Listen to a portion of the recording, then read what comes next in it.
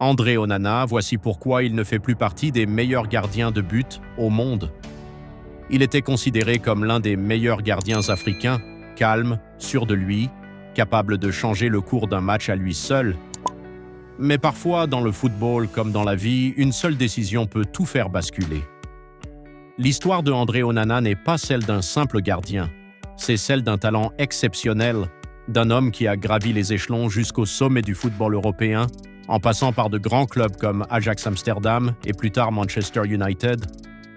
Mais derrière cette ascension impressionnante, les tensions commencent à apparaître. Tout bascule véritablement lors de son passage avec la sélection camerounaise. En pleine compétition internationale, des désaccords internes éclatent. Des décisions fortes sont prises.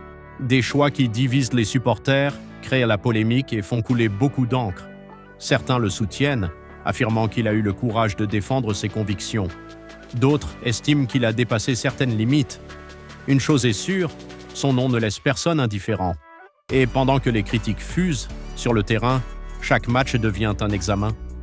Chaque erreur est amplifiée, chaque arrêt est scruté, la pression est énorme, mais c'est aussi dans ces moments-là que naissent les légendes.